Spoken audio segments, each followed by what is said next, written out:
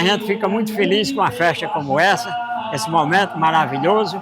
Agradecer a todos os componentes que faz a Secretaria de Cultura desse município, em nome de Toinha Pereira. Também agradecer aí pelo apoio do prefeito municipal. É um motivo de alegria poder partilhar desse momento, poder participar nessa data tão importante de Várzea Alegre. E a cultura não pode estar de fora. A cultura é o mover do povo e a gente agradece à Secretaria de Cultura e Turismo por toda a logística, pelo apoio e pelo fomento à cultura. Isso é muito importante.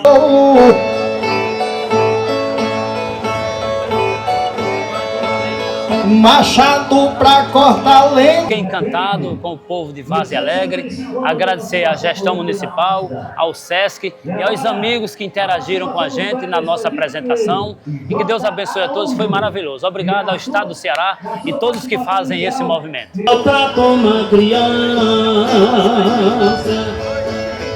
Foi uma maravilha, a cultura agradece muito esse momento.